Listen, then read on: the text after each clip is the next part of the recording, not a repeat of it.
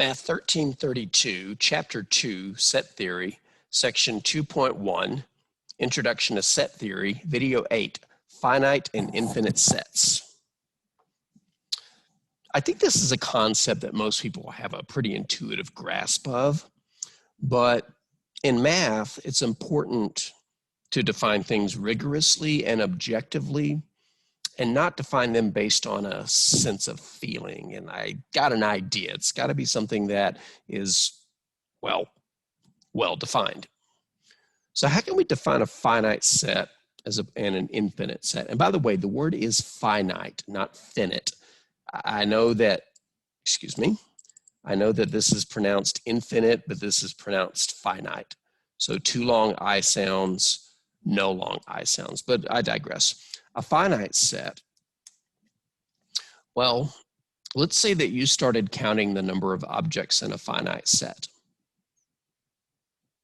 What would eventually have to happen in terms of counting? Well, at some point you would have to stop. But counting the number of elements of a set is just finding its cardinal number. So a finite set is a set whose cardinal number is either 0 or a natural number. Remember, the natural numbers start at 1. We could also say i.e., and in case you don't know it, i.e. is the abbreviation for a Latin phrase which loosely translates to in other words. So a finite set is a set whose cardinal number is either 0 or a natural number. In other words, a set whose cardinal number is a whole number. I know we haven't talked about the set of whole numbers a lot in these videos. We just introduced them in the second video, I believe. But remember, the whole numbers are the numbers that start with 0, 0, 1, 2, 3, 4. So it's finite if when you start counting its elements, you're going to stop at some point. So what is an infinite set? Well, we can get a little bit loosey-goosey and say an infinite set is a set that is not finite. I really think that's kind of a cop-out definition. Either you're finite or you're not. If you're finite, great. Otherwise, we're going to call you infinite. There is a more rigorous definition of what makes a set infinite, but we won't be able to talk about that until we get to section 2.5. But intuitively, I think we all know what it means for a set to be finite or infinite. If the set goes on forever when you're counting its elements and you never stop, then it would be infinite. But if you were counting its elements and at some point you stopped, it would be finite. Let's take a look at a few examples. Classify each set as finite or infinite. So it's a binary question, meaning that it has one of two answers. Let's start with A, the set of x's such that x is a natural number and x is less than 1,000. Well, let's think about this for a second. We want the natural numbers less than 1,000.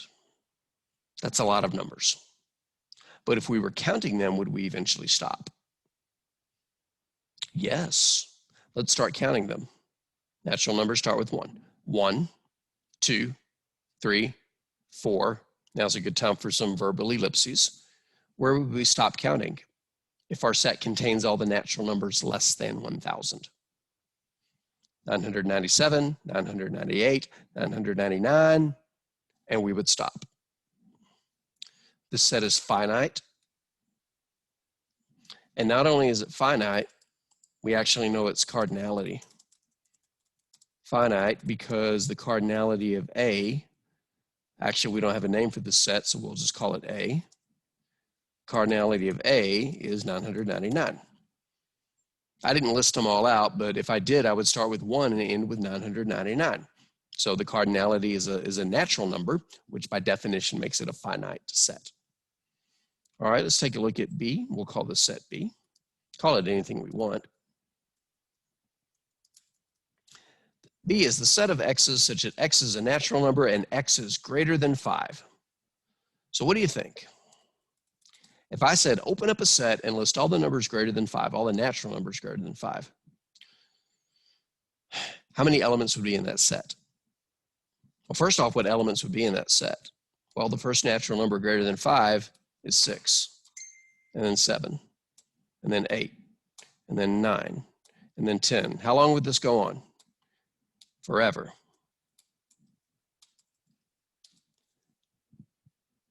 This set doesn't stop. Its cardinality is not a natural number. In other words, if we were counting the elements of the set, we would never stop. If I started counting them right now, 1, 2, 3, 4, 5, 6, 7, but will I ever stop counting? No, these ellipses indicate that we're not going to. So this is not, oops, come back here. This is not a finite set because its cardinality is not a natural number. So it's infinite because the cardinality of B is not a natural number. Just goes on forever and forever. Can we say its cardinality is infinity? Well, let's not go down that path. All right, example C, R equals the set of words in the dictionary. Which dictionary? Choose the one you want. Online dictionary, book dictionary, current one from 10 years ago, one from 100 years ago. Once you pick the dictionary of your choice, start counting the words in it. Will you eventually stop counting? Yes. It is a large number, but it is finite because there is a limited number of words in the dictionary. Now, you don't have to justify it. I did, but you don't have to justify it. I am justifying it. And why don't we do this? Let's put the answers below these guys. So I know formatting should not be something I do while recording a video, but this is me making videos impromptu. So hooray. You're going to see me make mistakes. You're going to see me do things like cough like I did in one of the videos, but I don't like to pause and re-record and all that jazz. I like for you to see these videos develop naturally. All right, let's go to D. M is a set of people in your immediate family, meaning parents, siblings, and your parents, your brothers and sisters, and your own kids if you have any. Finite or infinite? Well, biologically speaking, not trying to go down some gender discussion here, biologically speaking, you have a mother and a father, okay? Could you have an infinite number of siblings or children? No, you cannot. This is a finite set because you cannot have an infinite number of immediate family members. In other words, if I was counting your family members, at some point I have to stop. For some families, you would stop sooner than others, but all people would stop counting if they started counting their immediate family members. In fact, I'm going to insert a follow-up here. We'll get to the last one in a second. Let's say that P is the set of all people who have ever lived. And not to get into a theological discussion, but whatever you define as a person and when they lived. If you were to write down a roster of the names of every single person that has ever lived from the beginning of mankind until now, would that list eventually stop? And the answer is yes. Even this is finite. It would be a really big number. I mean, even today, we're close to 8 billion people. But if you add up everybody who's alive plus everybody who's ever died ever, it's still going to be a finite number, a very big number, but it's going to be a natural number, and therefore the set is finite. How about this last one? S is the set of fractions between 0 and 1. Let's assume we know what we mean by a fraction. Would you say this set is finite or infinite? Well, in terms of a number line, there's not a lot of space between 0 and 1. I'm going to draw me a number line real quick here. Here's 0, here's 1, and we're saying that S is all the fractions between 0 and 1. Shall we start counting them? Well, in the middle is 1/2. If we were to cut this into thirds, then this would be 1/3. 2/3 would be over here, but let's not worry about that right now. If we cut it into 4 pieces, we could find 1/4. We cut into 5 pieces, we could find 1/5. We cut it into 6 pieces, we could find 1/6. How long can we do this? Answer, forever.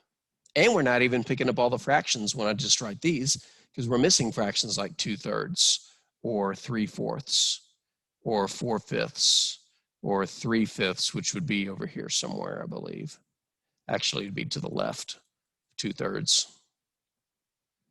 So even though the space between 0 and 1 is limited, the distance of 1, there's an infinite number of fractions crammed in there.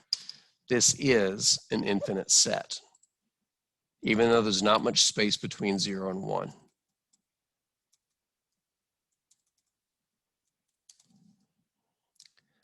I'm going to do one more quick follow-up. We'll say T is the set of natural numbers between 1 and 2. Of course, I should clarify what I mean between 1 and 2. I mean greater than 1, but less than 2.